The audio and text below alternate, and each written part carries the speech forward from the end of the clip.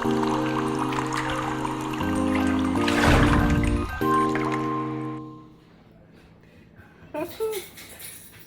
guys, so this should look familiar because I waited my 15 minutes from the last video, came in and looked at this, and I can't live with the center.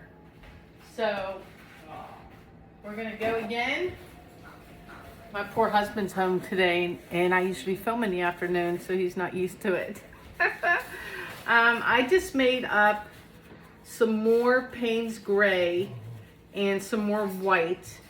I'll put the link up to the previous video for you guys to get the recipe and everything, rather than go through all that again, because I want to give this a second shot. I got a clean measuring cup. I'm going to layer.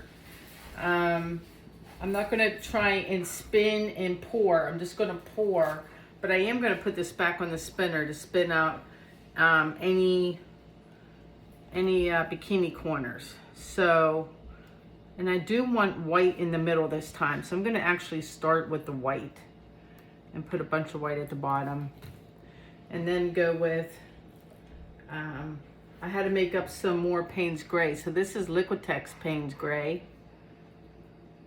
right there. And then let's go with a brighter blue. So this is the metallic blue from Artist Loft. A bit of that. And then I'm going to kill off this greenish blue from Amsterdam. There's not much of it left. So kill that off. And then we're going to kill off my Deep Violet by Blix. It's not very deep at all. And before, because I'm not real fond of that shade, I wanted it to be darker. I'm going to put the Payne's Gray on top of it before I add some more of the cloud mix of the white. Like that. And then let's go back to just a little more of the metallic blue. We'll kill that off. So this, and then some turquoise by, who's this by? Amsterdam. This will be kind of do or die, because it was easy to decide to go again when I had all the colors, like enough paint to go again. But if this doesn't work, I'd have to mix up all new colors all over again. That was 1, 2, 3. So let's go. I should have done one with just 3 colors, because I really just like the Payne's Gray and the white and that turquoise together. Those are like my favorites. Let's kill off. Is there any more of this? A little bit more. Get rid of this deep violet color I don't like. We'll kill off the remainder of the metallic blue. There's just dribs left. And that, I think we already killed off the greenish blue. So go back to the turquoise. Back to the Payne's Gray.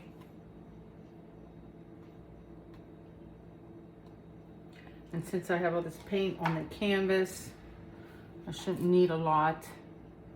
I don't need the full measuring cup like I did for the last one. So we're going to start and end with the white. And we are going to put a little puddle of white in the middle. And this time I'm just going to pour. I'm not going to try and spin and pour like I did in the last video. All right. Here goes.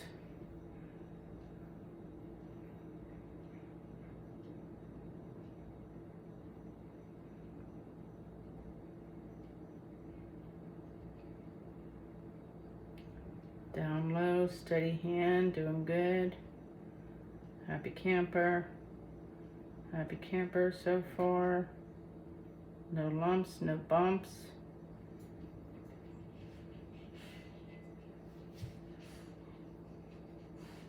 Oh, I do see the 2 different shades of blue. Coming to the end with the white.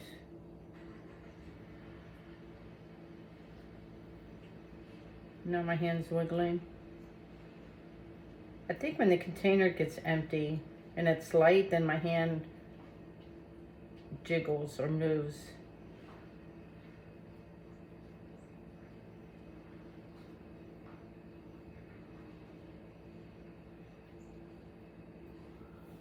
Ah, happier with that. So we're gonna give this a little tilt. Goodbye, old painting. I like what's happening in here. I like my two colors of blue there. I like my hint of Payne's gray. I'm just liking how it looks better already. So we're tilted and then spin it and see how it turns out. So let me just kind of move this around. A part of me is kind of glad I started big too. So you just have more to work with, like in a good way, if that makes any sense. So I'm just making this circle bigger.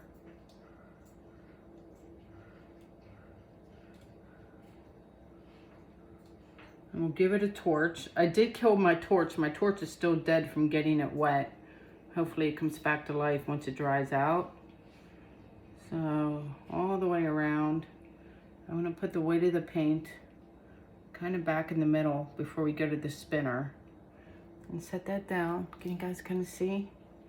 And then, so I had to get out my propane Mac Daddy torch, which to me is obnoxious. I know a lot of people like big ones, but there's my Mac Daddy. That's what I like to call it. We'll give this a torch and then we'll put it on the spinner.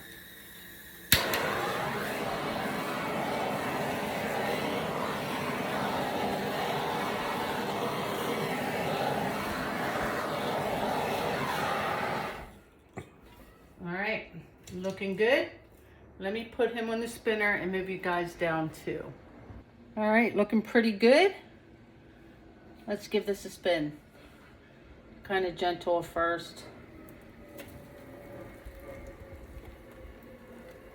I want to stop right off the bat because I don't know if I want to keep or lose that stuff.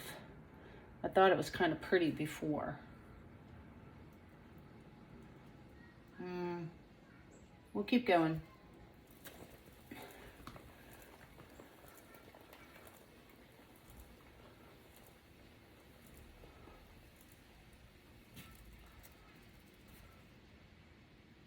That's looking kind of cool.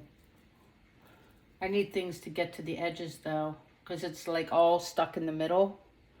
So harder spin this time. Because I do still have a bunch of paint to take off because it has that paint underneath of it. That was a spin. Give that a second to go around. Get bigger at the top. Let's get like a big thundercloud going. Oh my gosh, that's so cool. That is so cool. Let me stare at it before I decide to move up or not. I'm wondering if I can tilt here and kind of see how much paint is left and just take off. Just kind of want to even some things out compositionally. So maybe I tilt. It's too hard for me to bend over and tilt here. Let me move us back up to the countertop. Okay guys, so I'm back up on my counter and I like, if I liked 75% of this, I would stop and be happy. I love all of this and can't stand this. Like, and I spun off enough paint that I tried to tilt and there's just no tilting it. It's like done. So third time's the charm, right? So I did stop and have to mix up a little bit more colors. So I have some more Payne's Gray. This version by, which Payne's Gray did I use? I'm pretty sure this is Blick's Payne's Gray. And then that deep violet by Blick's that I kept saying, like, I just didn't like that shade. It was too light. So I mixed up instead one of my all-time favorite colors. This is permanent blue violet. I usually use this as a cell activator color in my blooms. So there's that, and it's a little thick. I'm going to add a splash of Floetrol to that, and thin that out a little bit. So I have Payne's Gray, this permanent blue violet, and then I have the metallic blue by Artist Loft, this shade right here. So those are the colors. I think I have a little bit of turquoise left that I might throw in.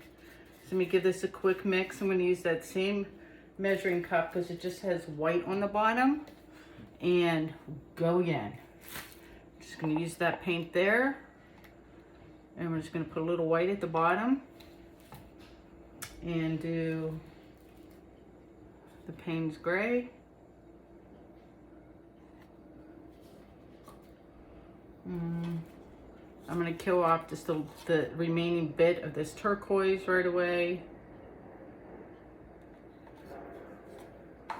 And then we'll do the metallic blue. That color is just amazing. And then the blue violet. Oop. Got a better grip on the thing.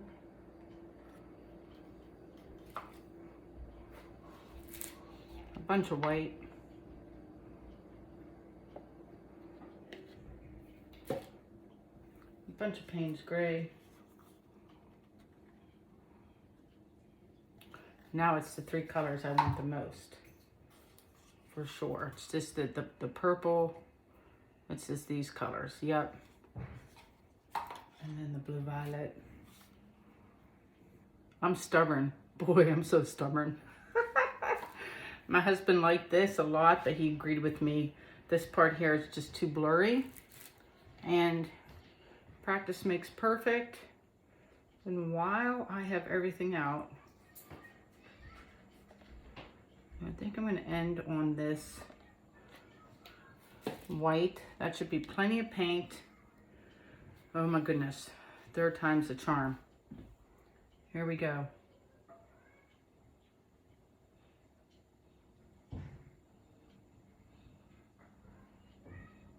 I'm going to try and twist my hand. Maybe twist it back the other way. My hand is shaking today. Travel just ever so slightly. You know, a lot of purple, but I see the blue going into that purple now, so that's good. Now I'm going to try and hold my hand steady. Here comes the white at the end, so I'm going to go in rings. And kind of slow my butt down. I'm making terrible circles that you guys can't see. Maybe I just pour. I'm better just straight pouring.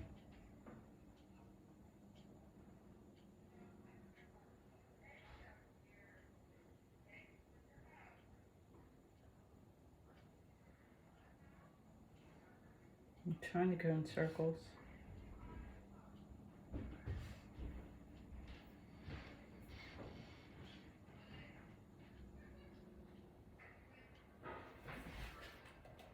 I guess I can use my skewer to make it better. If I can lay my hands on my skewer. There it is. Not liking what I did right there. Let's see how that plays out. Fix that middle. Maybe I just spin it right from the get-go. What do you think? Let me do that. Let me move you again. Logistically, this is a lot of work because I'm going up and down on the floor. But let me do that. And let's spin this out. All right, there is plenty of paint on here. Plenty. So let's give a little spin. See how things open up. It's like, woohoo, we're off of here. Bye, Mom.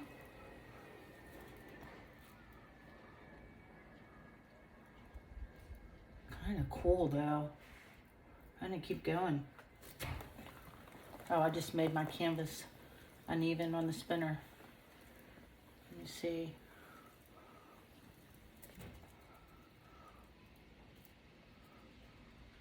Oh my gosh, those cells up there are cool. Hold on. Come back here.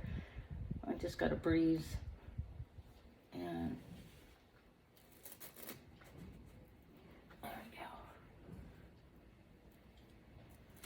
Oh, I did it again. Dang it.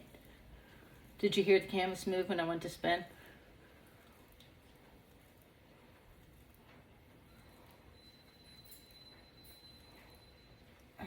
Stop. I like that stuff coming off. I'd like to get this off the other end and have like a diagonal composition going on. Yeah. Yep.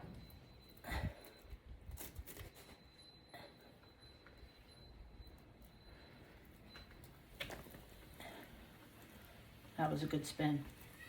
We're gonna let it go a second too.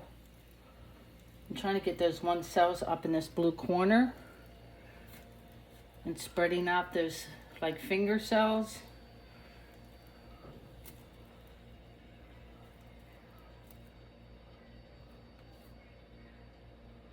I'm almost there. Woo! That was a good spin. Did it get him there? It's going around too fast for me to tell. I'll let it go. Hope you guys aren't getting dizzy. I am for sure. Oh, I'm so close to that one edge up there. Hold on. This should do the trick.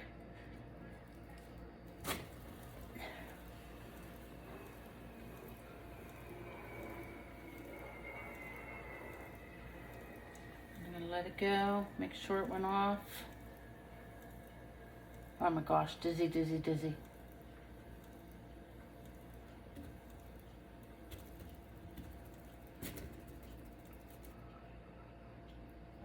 Close enough, I say. Oh my gosh, that's cool. Okay, let me move him. Let me just do this so you can see it. And let me move it up to the counter. But I think I'm finally happy. Picky pants, man. Hold on one second. Oh, I got a little shadow on it somehow. I placed the orientation, so this is how I like it looking at you. This one is definitely a keeper for me. A couple notes just for myself is that you really have to make sure your paints are well stirred, because the smallest little nit will, I mean, it's so tiny, it's not worth, you know, hurting the painting, but the tiniest little nit will run down and ruin your line work. And then the other thing I noticed, and it's true in any technique you do, with any recipe, that the smallest little detail, when you stretch or spin or tilt or whatever you're doing, that little tiny area will grow and make a difference in your art. And for me, it's this area right here.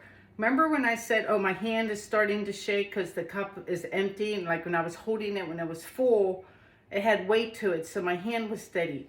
And as I tilted the paint out, I got a little jiggly, like my hand shook because the cup was empty.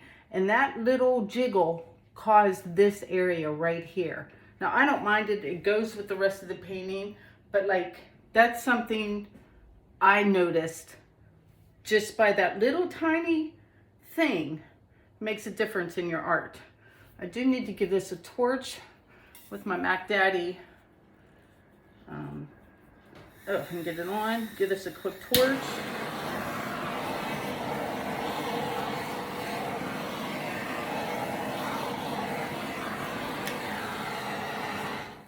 I really don't see any bubbles changing or anything.